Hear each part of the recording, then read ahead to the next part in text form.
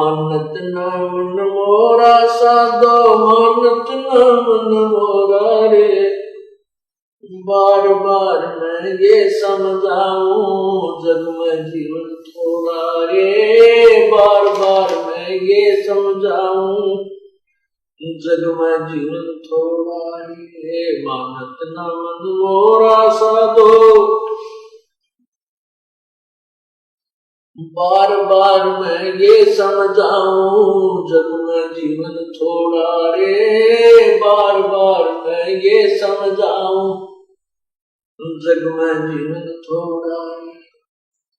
इस काया का गर्व न करियो के काला के गोरा रे। इस काया का गर्व न करियो के काला के गोरा रे।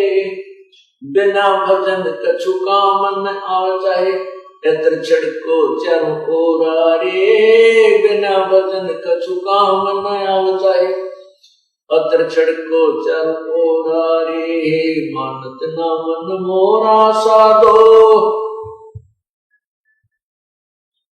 बार बार मैं ये समझाऊं जग में जीवन थोड़ा रे। बार बार मैं ये समझाऊं जग में जीवन थोड़ा रे। इस माया का गर्व न करियो के हाथी क्या घोड़ा रे।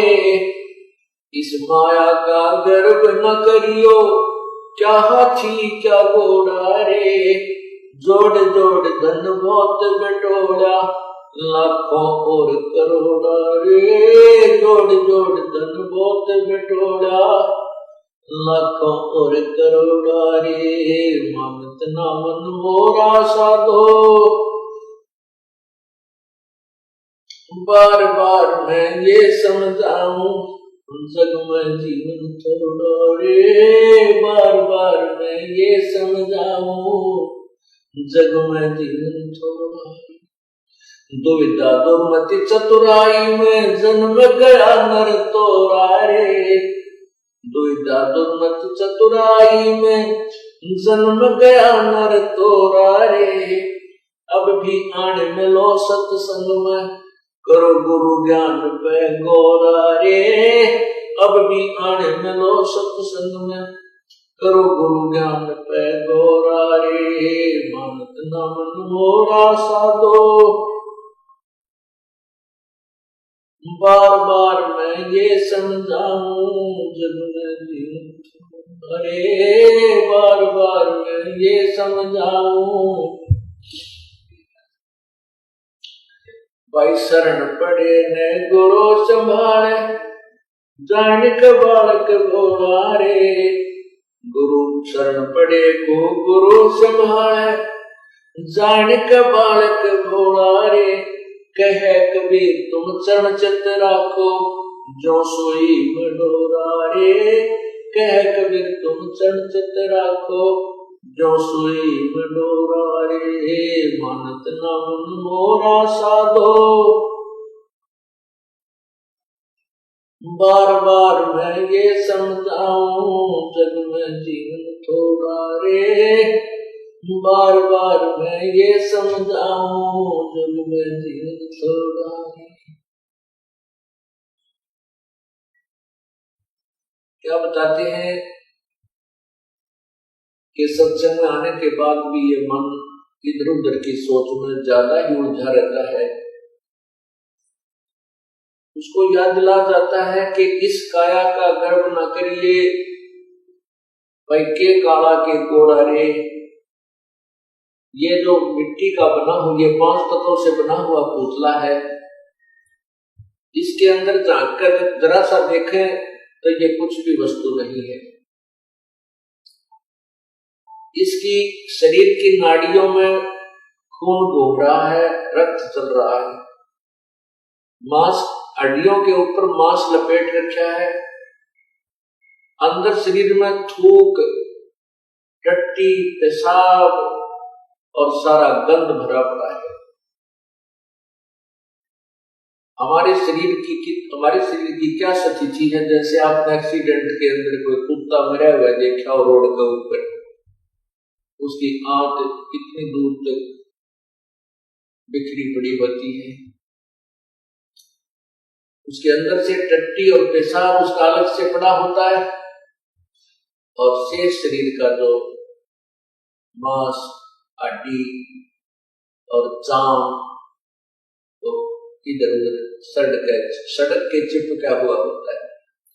तो उससे अपने सिद्ध की तुलना कर लेना बिल्कुल अंतर नहीं। तो इस भगवान ने इसके ऊपर सब ये कुछ अंदर भरकर और ऊपर ये पालिश कर रखी है।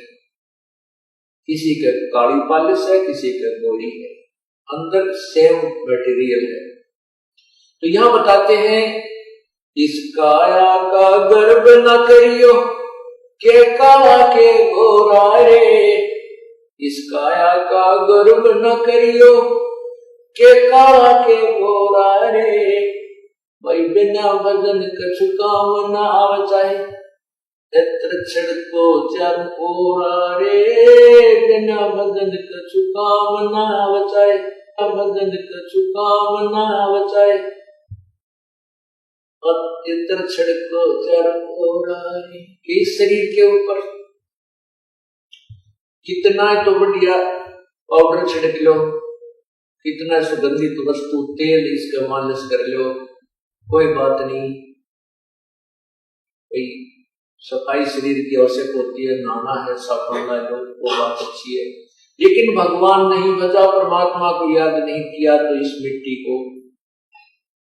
मिट्टी का कोई लाभ नहीं, ये व्यर्थ है। फिर हम दूसरा गर्व करते हैं, घर में कार हो जाए, कोठी हो जाए। पहले घोड़े, आज तक तो कार, पहले घोड़ा जिसके घर में होता था एक रिच मैन माना जाता था, वो एक साहूकार व्यक्ति माना जाता था। जैसे आज जिसके घर में कार हो वो धनी व्यक्ति मान लिया जाता है। तो परमात्मा बताते हैं कि इस माया का गर्व ना करियो कि हाथी के घोड़ा रे, और जोड़ जोड़ जन बहुत बिटोड़ा, लाखों और करोड़ा रे। अब परमात्मा के नाम बिना यह जोड़ा जड़ा धन ऐसे व्यर्थ हो जाता है। कैसे? एक समय की बात है, अब देखो पुण्यात्माओं, जो हमारे अनुयायी हैं,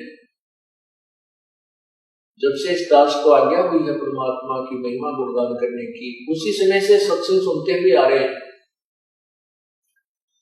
और सत्संग में वही बातें होती हैं जो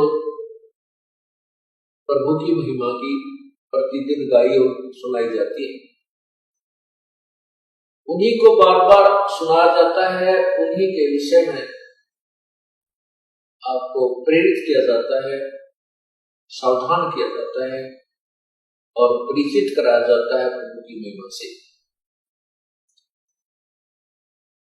तो आपको प्रति बार, जितनी बार भी आप सत्संग सुनते हो और परमात्मा की महिमा कथाओं के माध्यम से सुनाई जाती है, यदि आपको अच्छी लगती है तो आप बहुत ही अच्छी भक्ति कर रहे हो, आपके अंदर परमात्मा की चाह है। अन्यथा क्या हो जाता है, जैसे हम प्रतिदिन खाना खाते हैं, रोटी आटा वही होता है और रोटी वही होती है। यदि आप स्वस्थ हैं तो वही रोटी, उसमें दाल सब्जी का थोड़ा बहुत फेरबदल हो जाता है। अगर दाल सब्जी ना हो और स्वस्थ हैं, समय पर आपको खूब भूख लगेगी, और समय पर जब आपको भूख लगी होगी तो सूखी रोटी हो, अचार मिल जाए तो भी अच्छा, नहीं तो पानी के साथ खाकर भी स्वादिष्ट लगती है, पेट भर दिया जाता है। यदि वो व्यक्ति बीमार हो जाता है, बुखार हो जाता है, और मलेरिया बुखार जिसको हो जाता है, उसको रोटी अच्छी ना लगती, उसको वो रोटी अच्छी नहीं लगती, कड़वी लगती है। मनुखा दाग से संतरा उसको बहुत ही कड़वा लगता है, न तो वो सेब कड़वी है, ना मनुखा दाग कड़वी है, ना रोटी कड़वी है। कड़वी उस बुखार में उस पुण्यात्मा, उस भक्त की के शरीर की अवस्था को खराब कर दिया, जिसके कारण उसको मीठी वस्तु भी कड़वी लगने लगी। इसलिए तुलसी साहब कहते हैं, तुलसी पिछले पाप ते हरि चर्चा ना भावे, और जैसे जड़ के वेग ते वही भूख पिता हो जाए। जब हमारे ऊपर पाप कर्मों का दबाव बढ़ जाता है, बुखार बन जाता है, तो हमारे को परमात्मा की महिमा रूपी उनका दाग कड़वी लगती है, अच्छी नहीं लगती, स्वादती नहीं, रुचि नहीं बनती सुनने को, आनाकानी करता है। और जिस समय ये बुखार उतर जाता है, जिस समय उसका रोग बुखार जबर उतर जाता है, फिर वही व्यक्ति उन्हीं रोटियों को, चाहे लुखी मिल जाए, सूखी मिल जाए, नमकीन हो, सब्जी मिले चाहे ना मिले, उनको रुचि कर खा जाता है, क्योंकि वो स्वस्थ है। जिस प्रकार ज्वर उतरने के उपरांत स्वस्थ व्यक्ति सुबह शाम उन्हीं रोटियों को रुचि खाता है, उसके मन में रुचि नहीं बनती तो वह स्वस्थ है। इसी प्रकार जिसमें आपके पाप कर्म सत्संग में आने से नरम हो जाएंगे, भजन शिवन से कम हो जाएंगे, आपको परमात्मा की चर्चा इतनी स्वादिष्ट लगेगी कि आप बेसब्रे हो जाओगे। आपको चाहे 100 किलोमीटर पर जाकर भी सत्संग सुनना पड़े, 400 किलोमीटर भी जाना पड़ जाए, आपको ऐसी भूख लगेगी, आप पहुंच जाओगे, क्योंकि आपके वो पाप कर्म समाप्त हो चुके हैं, जो जिन्होंने आपके मन में, आपकी आत्मा में बुखार बना रखा था, जोर बना रखा था। आप स्वस्थ हो गए, आपकी आत्मा स्वस्थ हो गई है, अब इसको राम नाम की चर्चा की भूख लगती है। तो जैसे भी जो भी प्रतिदिन खाना हम खाते हैं, प्रतिदिन अच्छा लगता है तो हम स्वस्थ हैं, और जिस दिन अरुचि होगी समझो बीमार हो जाएंगे। उसका ट्रीटमेंट क्या है, उसका उपचार क्या है? उपचार यही है कि उस रोग को खत्म करने के लिए कड़वी गोलियां ही खानी पड़ती है। गोलियां, दवाई, औषधि कड़वी होती है, और चाहे रुचि ना हो औषधि खाने की, कड़वी भी लगती हो, खानी ही पड़ती है। और कड़वी औषधि खाने से रोग कट जाता है।